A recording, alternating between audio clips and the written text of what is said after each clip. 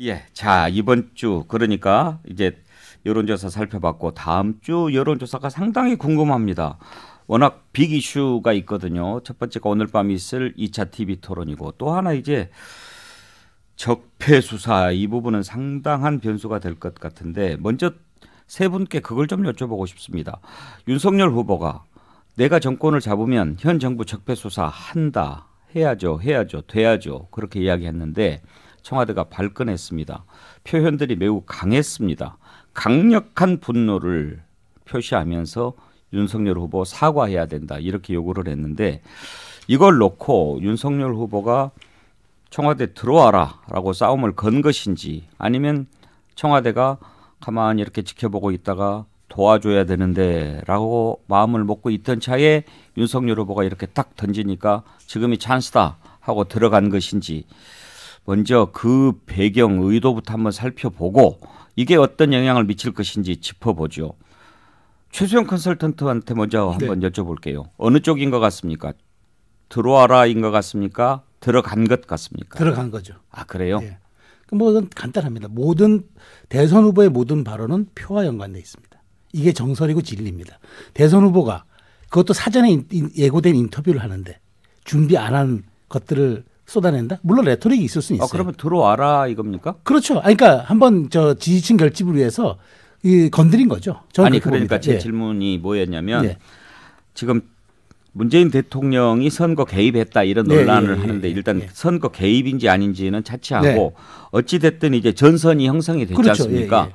그것을 윤석열 후보가 예상을 했겠느냐 아니었겠느냐라는 거죠. 전 예상을 했다고 보는 거죠. 왜 아주 제가 말씀드리잖아요. 그러니까 그 검찰총장 출신이잖아요. 그러니까 적폐 수사해야 된다라는 이렇게 당연한 당위론적 언급 말고 구체적 혐의가 드러나지 않은 사안까지 뭉뚱그려서 수사를 예단하는 그런 발언이 돼버렸는데 최소한 공소장을 작성했던 검사가 그런 정도 그걸 모르고 했을까? 저는 그 더군다나 이거는 사전에 예고된 인터뷰였어요. 기자가 설령 조금 나간 질문을 던졌다 하더라도 아주 원칙적 답변만 했으면 이거는 기사도 안 될 이야기인데 한 발 더 나갔단 말이죠.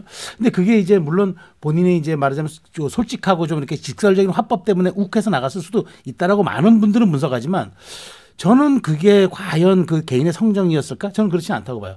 반문 정서를 한번 자극해서 최대한 지지층 결집해서 지금 단일화 얘기도 있고 한데 내 지지층을 더 견고성 있게 한번 가져가자 보자는 그런 전략적 계산이 깔린 상태에서 근데 다만 발언의 수위는 현장에서 본인이 조금 좀 고민했을 수는 있겠죠. 그런데 저는 그 지점을 그냥 단순하게 Q&A에 있는 이야기 정도의 답변을 했었으면은 진행되고 있는 수사 엄정하게 이루어져야 되고 자신은 법치국가에서 뭐 수사와 공정이 반드시 이루어져야 된다고 생각한다. 이 정도만 했었으면 문제 없었을 것을 이렇게까지 했다는 건 저는 의도가 있었다. 그러면 생각합니다. 지지층 결집을 노리고 그런 발언을 했다고 한다면 이 발언에 청와대가 어떻게 반응하고 전선이 확대될 것도 예상을 했을까요? 그것까지는 모르겠어요. 그러니까 최소한 저는 문 대통령의 발언까지는 예측을 못했을 수 있다고 봐요. 그러니까 청와대에서 어떤 입장을 낼 수는 있다고 저도 생각을 했을 것 같은데 근데 문 대통령이 직접 본인이 메시지를 대독시켜가면서 분노, 뭐 강력한 뭐 이런 단어까지 써서 이렇게 그러니까 나올 것까지는 아마 예측을 저는 못했다. 저는 그렇게 봅니다.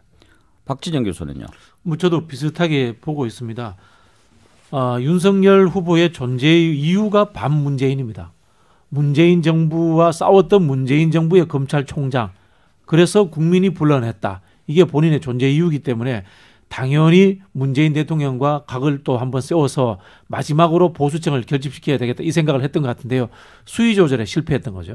수위 조절에 실패했고 문재인 대통령의 역시 이것이 문재인 대통령의 본질적인 영리를 건드린다는 것은 생각을 못했던 거예요. 그건 뭐냐면은 문재인 대통령이 여기에서 분노하고 뭐 강력하다 이 표현도 의미가 있습니다만 노무현 대통령 이야기를 꺼낸 거예요. 이거는 문재인 대통령이 정치를 해야 되는 이유를 건드렸기 때문에 문재인 대통령은 참을 수 없다라는 상황을 본인이 노무현 대통령을 이름을 걸고서 이야기를 하는 겁니다. 노무현 대통령 얘기는 문재인 대통령이 꺼낸 거 아닙니까? 그렇죠. 검찰의 보복 수사로 인해서 노무현 대통령이 억울하게 돌아가셨다라는 기본적인 인식을 가지고 계신 분이지 않습니까? 그렇기 때문에 내가 정치에 참여한 거란 말이에요. 문재인 대통령도. 운명으로. 그렇죠. 이게 보면은 문재인 대통령의 운명을 건드린 게 돼버린 겁니다. 이런 상황에서 문재인 대통령이 참전할 수 없는 상황을 할 수밖에 없는 상황을 윤석열 후보가 도발해버린 거죠. 이거 어떻게 보면 제가 보기에는 되로 주고 말로 받는 상황이 될 것이다. 이렇게 보여집니다. 지금 박진영 교수 말씀은 이제 청와대가 개입할 수밖에 없는 이유 그리고 앞으로 어떤 영향을 미칠 것인가 이걸 짧은 시간 안에 다 말씀을 해버리신 셈이 됐는데 윤석열 후보가 그 발언을 했을 때 이런 것까지 예상을 했겠느냐. 그리고 이렇게 세게 나올 줄은 몰랐을 가지고, 겁니다. 이렇게 세게 나올 줄은 몰랐을 거고 그냥 대통령을 적절한 수준에서 비판한다. 이 정도 생각했을 건데 이것이 문재인 대통령의 정치적 존재 이유라는 것에 대해서는 인지하지 못했던 거죠. 저도 예측 못했던 거는 그 윤 후보 워딩 보면 조금 이해가 돼요. 그러니까 문 대통령님과 저도 똑같은 생각이라고 어저께 이제 전북도민 앞에서 해명했잖아요. 이 얘기 뭐냐면은 청와대나 여권의 반발은 예상했으나 대통령까지 나서서 직접 이렇게 본인에게 강력한 분노, 사과 이렇게까지는 아마 그 예측을 못했던 것 같아요. 저는 근데 어제 그 발언을 좀 다르게 들었어요. 대통령과 내가 생각이 똑같다는 말을 한 번만 하는 게 아니고 서너 차례 하더라고요. 자꾸 그렇게 얘기하면서 이제 내 상대는 이재명이 아니야. 나는 이제 문재인과 싸우는 거야.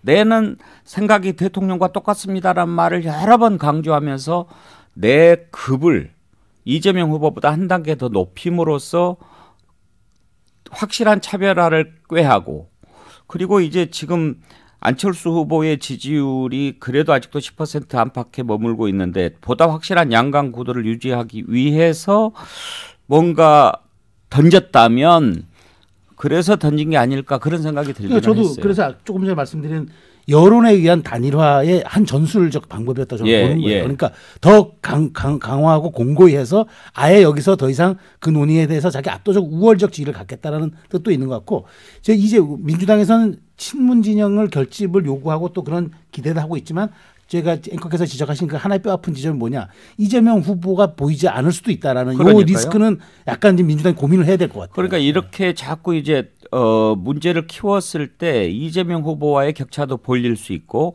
안철수 후보를 더 희미하게 만들 수도 있고 이런 계산 그러니까 의도된 발언이었다면 맞아떨어질 수 있는 것이고 의도된 발언이 아니었다 하더라도 지금 그렇게 대응해 나가자 국민의힘이 전략을 세울 수 있는 거죠. 그렇지만 이게 또 가져올 후폭풍 또 이런 게 있기 때문에 이은영 소장 일단은 뭐 정치보복 프레임으로 지금 엮어가려고 하는데 정치보복 아니다. 이재명 후보는 정치보복을 공언했다라고 규정을 했는데 내 사전에는 정치보복이 없다 이렇게 지금 얘기를 하면서 한 발 빠지려고 하고 그다음에 측근들은 뭐 원래 윤석열 후보 스타일이 뭐 이렇게 이것저것 제거하는 스타일이 아니다. 그런 계산된 발언 아니다라고 얘기를 하지만 과연 그랬을까 하는 생각은 듭니다. 이은영 소장 보시기에는 의도됐다, 계산됐다 어느 쪽이십니까? 저는 일단은 의도가 됐다고 저도 생각을 하고 있고요. 그리고 지금 이 상황을 보면서 우리가 남은 변수는 단일화라고 많이 얘기를 했는데 포석을 둠으로써 남은 변수가 교체되는 지금 상황을 보고 계시는 거거든요. 그리고 1라운드, 그러니까는 지금 윤석열 후보가 그 적폐수사에 대한 프레임이 1라운드는 적폐수사 대 정치보복인데 2라운드까지 갔어요.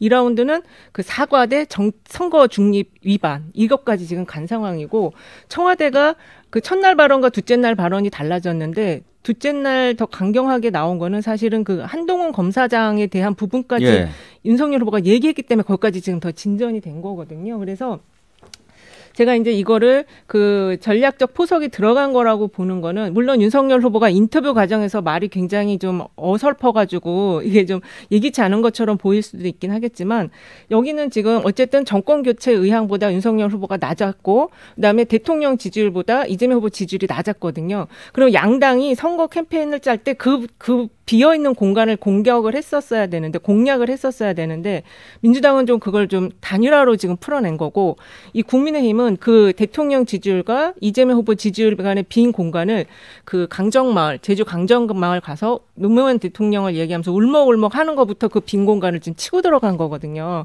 그래서 제가 볼 때 이 결론은 이제 표심이 어떻게 될지를 좀 봐야 되겠지만 이 국민의힘 쪽에 이 치고 들어간 그 전략이 조금 더 정교하고 핵심적이었다라고 저는 보고 있습니다. 그리고 지금 현재 정권 교체 의향이 높은 속에서 물론 다 결집이 이루어질 거예요. 지금 이 굉장히 민감한 부분 거의 맨 얼굴 대 맨 얼굴로 지금 부딪혔기 때문에 결집이 이루어질 것 같은데 제가 볼 때 조금 이제 그 정권 교체 의향이 더 높거든요. 그래서 그 바람을 지금 윤석열 후보가 타고 갈 수 있을지 요거는 오늘 TV 토론에서의 두 후보의 대결 1합에서 결정이 되지 않을까 보고 있어요. 지금 인터뷰 여기 나왔는데 최수영 메시지 컨설턴트 메시지 전문가시니까 그 부분을 한번 좀 짚어보고 싶어요. 적폐 수사 이 부분이 이제 의도된 발언일 수 있다라고 한다면 그래도 이렇게 큰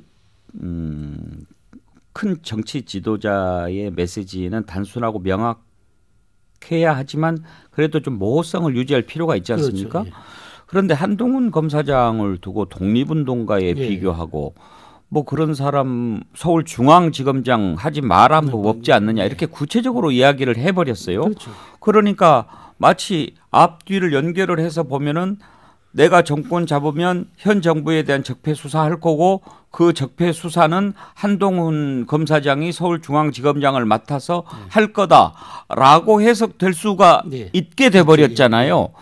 이런 이야기까지 그리고 한동훈 검사장을 독립운동가로 비유한 것은 적절하다고 보십니까? 그러니까 저는 그거는 제가 윤석열 후보 레토릭으로 봐요. 그러니까 사전에 전혀 이제 어느 정도 수위 조절했을 때 그것은 조절이 안 된 걸로 보는데 저는 그게 위험한 인식의 일단이라고 보는 거죠. 인사권 행사하겠다는 얘기 아닙니까?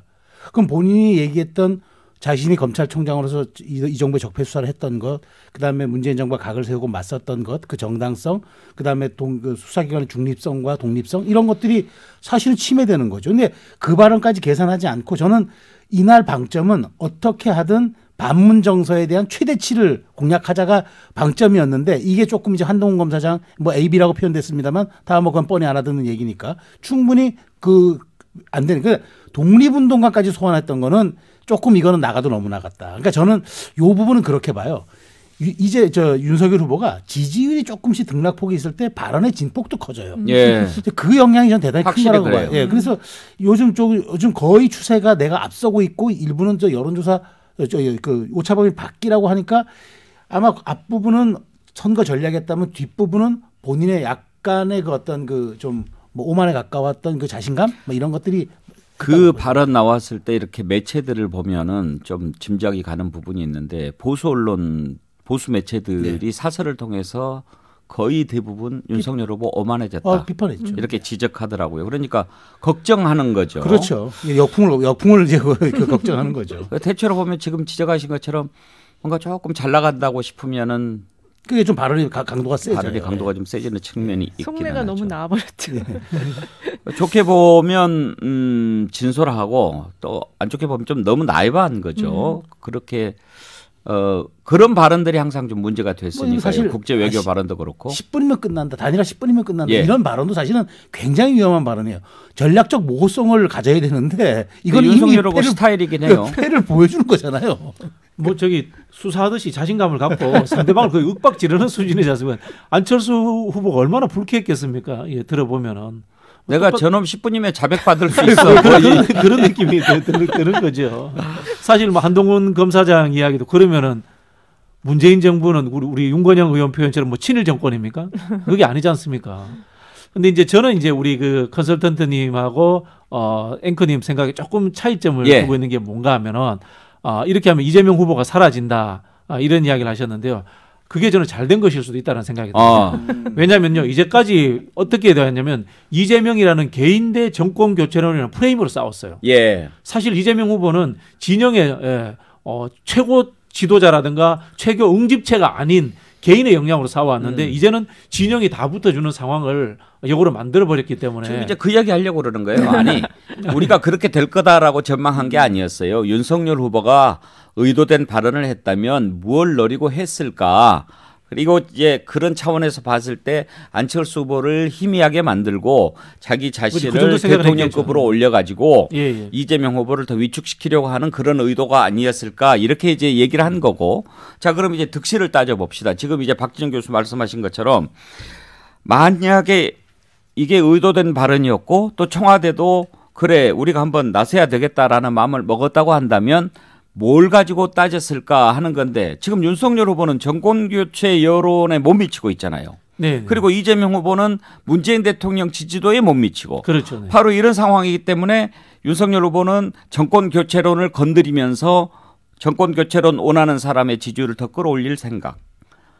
그다음에 청와대 입장에서는 문재인 대통령 지지율에 못 미치니까 그것은 이제 이재명 후보를 아직도 확실하게 지지하지 않는 친문 세력들이 있단 말이죠. 거기를 향해서 신호를 보내는 거죠. 이재명이 바로 문재인이다라는 것을 보여줌으로써 친문 세력을 결집시킨 효과가 있다라고 판단했기 때문에 그 전선에 들어오지 않았겠느냐. 그렇죠. 전선을 그러면 어느 쪽이 더 영향을 많이 받겠느냐를 보자는 거죠. 당연히 저는 뭐 이재명 후보에게 유리한 상황이 만들어졌다라고 생각을 하는데. 그건 뭐 당연히 이재명 후보 편이니까. 아니 그 부분에 대해서 이제 또 다른 평가를 제가 내려볼게요.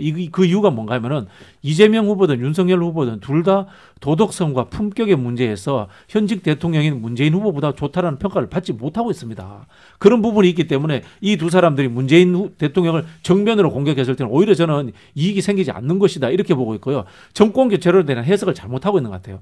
정권 교체론 이꼴은 문재인 대통령에 대한 모두의 반대 이게 아닌 거예요. 왜냐하면 문재인 대통령에 대한 지금 국정 지지도는 늘상 40% 이상을 나옵니다. 이거 그 엄연히 존재하는 거고요. 정권 교체론은 정권이 끝날 때가 됐으니까 당연히 교체론이 생기는 거고 어떻게 보면은 이제 지루함이 생길 수밖에 없는 거거든요. 그 영향도 있는 거지. 정권 교체론이 모두가 다 반문 정서는 아닌 거거든요. 근데 상대적 비교들을 윤석열 후보가 문재인 후보와 스스로 비교해 버리는 거예요. 이제까지 비호감 대선을 끌고 온 두 사람이 문재인 후보와 품격과 리더십의 문제, 도덕성의 문제로 비교했을 때 앞서고 있는가요? 국민들은 그렇게 보지 않거든요. 이런 부분에서 저는 문재인 대통령을 끌어들인 것은 패착일 것이다 이렇게 보고 있습니다. 패착이다. 이은영 소장은요? 네. 저는 지금 그 윤석열 후보 지난 그 설 직후에 나온 자료를 보면은 40%대 넘는 것들이 40에서 45까지 나왔거든요. 지금 이 문재인 대통령 그 지지율이 40에서 한 44까지 나와요. 그래서 분명히 이재명 후보 지지율은 좀 상승할 것이다라고 보는데 이 둘이 이제 진짜 초박빙 더 초박빙이 되는 거고 여기서 중요한 거는 3자 구도에서 양강 구도로 구도가 변환이 다시 된다. 그리고 사실 지금 남은 20여일 기간 동안에는 후보의 경쟁력 중심으로 사람들 부동표심이 판단을 할 걸로 저희는 보고 있었는데 그게 사라져 버리고 거대 담론 구도로 지금 전환이 된다. 예. 여기서 이제 누가 더 이익이 더 있을 거냐 이게 남은 거죠. 네. 최종 네, 컨설턴트 네. 사실 이제 지금 대선이 26일 앞으로 네. 다가왔는데 대선이 30일도 남지 않았다라고 하는 것은 실패하면 끝이라는 것을 의미하잖아요. 그렇죠. 이제는 그렇죠. 한 발 삐끗하면 가는 거니까. 이제 9회 말 9회죠. 야구로 치면 9회죠. 네. 그렇다고 보면 앞서가고 있다고 보는 윤석열 후보가 굳이 네. 새로운 전선을 형성하게 만들고 싸울 담론을 제시하고 하는 것을 전략적으로 봤을 때 그렇게 현명해 보이지는 않는데요. 현명해 보지는 않지만 본인이 불안정한 리드였잖아요. 사실 안정적인 그 본인의 압도적 우위, 그다음 우월적 그 지위 이런 것들이 아니었잖아요. 그러면은 지금 본인으로서는 쐐기를 박아야 되겠다. 근데 이게 확실한 득점이라고 생각하기도 했겠지만 실점 요인도 있다가 아마 내부 경론이 있었을 거예요. 아니면 이 발언을 쏟아냈을 때 이 후를 가지고 아마 그 내부에서 논의를 했을 거예요. 그런데 그럼에도 불구하고 윤석열 후보 입장에서는 단일화를 잠재울 수 있고 자신과 문정부의 최초의 나를 소환했던 그 전선으로 다시 불러내서 압도적 지위로 가보자고 아마 이 카드를 뽑은 것 같은데 저는 그럼에도 불구하고 약간의 의구심은 15%에 이르는 중도가 과연 여기에 반응을 할 것이냐. 결국은 그래도 지도자라는 건 미래를 얘기하고 품격을 이야기하고 그다음에 국가의 앞으로 장래를 얘기해야 되는데 결국 3주 남은 상태에서 적폐청산, 보복으로 비춰질 수 있는 얘기. 저는 국민 피로감이 있었다고 봐요. 그러니까 보복의 악순환이라는 중도의 사실은 약간의 그 피로감을 저는 과연 이게 어떻게 마지막에 윤석열 후보가 의도했든 의도하지 않았던 중도를 더 나의 강고한 지침을 끌어들일 수 있는 계기 저는 약간 거기에 대해서는 좀 의구심을 갖습니다. 그러면 혹시 최수영 컨설턴트 좋아하는 야구로 비교해 봤을 예. 때 8회 말 스퀴즈 번트 정도 이렇게 봐야 될까요? 스퀴즈라기보다는 강공이죠. 강공이었다. 그러니까 짜내기 번트를 해가지고 1점, 1, 2점 더 득점해야 되는 상황에서 아예 3, 4점까지 가보자고 그쵸. 강공을 선택한 거라고 저는 봅니다. 그랬다가 헛스윙할 것이냐? 병살이 될 수도 있고요. 병살이 될 수도 있고 그걸 이제 또 봐야 되겠죠. 봐야 됩니다. 아무튼 이 부분이 다음 주 여론에 미칠 가장 큰 변수 되지 않겠어요? 당연히 큰 변수가 되고요. 지금 이제 TV 토론 관련한 예. 영향조사 보면 KBS가 한국리서치에 의뢰해서 한 걸 보면은 그 지지 후보를 더 지지하겠다가 44.5, 별 영향 없었다 45.6인데 지지하던 후보를 바꾸게 되었다가 3.4, 원래 지지한 후보가 없었는데 지지한 후보가 생겼다가 5.4예요. 그래서 8.8%포인트가 뭔가 변동이 있었거든요. 네. 그래서 이 정도의 표심이면은 이 지금의 초박빙 구도에 충분히 영향을 줄 수 있다. 이렇게 보고 있어요. 오늘 밤 TV 토론은 어떻습니까? 지난번보다 관심이 더 높을까요? 아니면 좀 적을까요? 저는 관심이 높아질 거라고 봅니다. 정치적으로 양 진영이 결집시키는 이제 문재인 대통령까지 이제 끌어들이는 이런 상황이 됐기 때문에 정치적 논쟁으로서 세게 붙는 상황이 되지 않을까 뭐 저는 그렇게 생각합니다. 최수영 컨설턴트. 저는 뭐 관심은 1차보다 못할 거예요. 오히려 저는. 근데 이게 종편사사와 보도 채널 두 개가 물리거든요. 저기 중계하잖아요. 저는 이 영향이 클 거로 봐요. 사실은 종편사사와 보도 채널 두 개 6개가 합하면은 초반 시청률 39%는 몰라도 거의 근접하는 35% 가까운 전 수치가 나올 거라고 봐요. 그러면 이제 1차보다는 관심도가 떨어지지만 2차에서는 뭐가 나오느냐.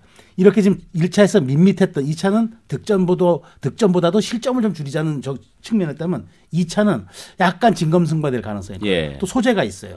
김혜경 씨 건은 좀 약간 좀 네거티브를 빼더라도 적폐 수사건, 단일화건 이런 것들이 수면 위로 올라올 수 있어가지고 이 부분은 아마 양강 후보들이 좀 피하지 않는 그런 좀 이른바 정면 승부를 할 가능성도 크고 3, 4위권 후보들은 또 1차가 좀 탐색전 성격이 있었잖아요. 근데 그러니까 이제 뭐 분석들도 했을 거고 더 챙챙챙 좀 싸울 수 있을 것 같기도 하고. 정면 승부가 될 거라고 봅니다. 특히 이제 고관여층은 더 훨씬 1차 때보다는 더 볼 겁니다. 그리고 이게 지금 방송 6개사가 하기 때문에 전파력, 확산도는 훨씬 더 1차보다 클 걸로 보여져요.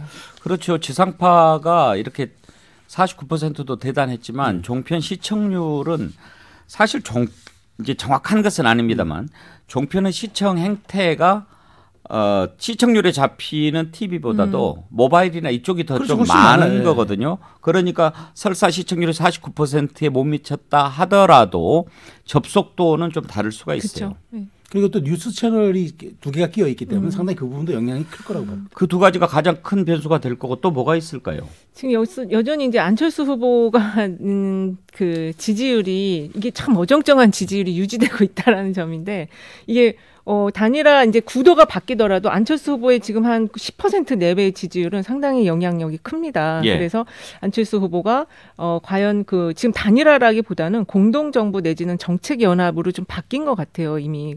그래서 거기서 누구를 선택할 것인지 특히 그리고 지금 민주당이 안철수 후보를 먼저 이렇게 끌어오기보다는 김동연 후보를 다시 접촉을 해서 징검다리를 하나 놓을 것 같거든요. 그런 그 성사가 될 수 있을지도 좀 변수가 될 것 같습니다. 사실 또 여당으로서는 좀 안 좋은 변수들이 몇 개 있죠. 김혜경식 리스크가 아직 완전히 사라지지 않았고 그렇죠. 무엇보다도 김원웅 광복회장 건 이런 부분들은 좀 안 좋은 변수가 될 수도 있을 것 같습니다. 김건희 씨 도이치모터스는 김혜경 씨 지금 논란만큼 그렇게 커질 것 같지는 않아 보여요. 더군다나 수사가 진행 중인 거고요. 저는 오히려 그러니까 단일화 성사 여부가 부동층 10%까지 영향을 줄 것 같아요.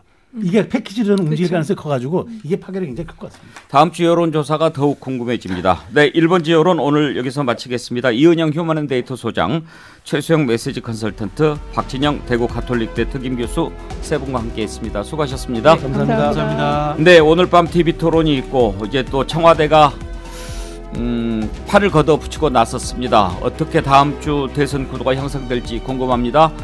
다음 주 월요일 오전 11시 백운계 시사 1번지 다시 문을 열겠습니다.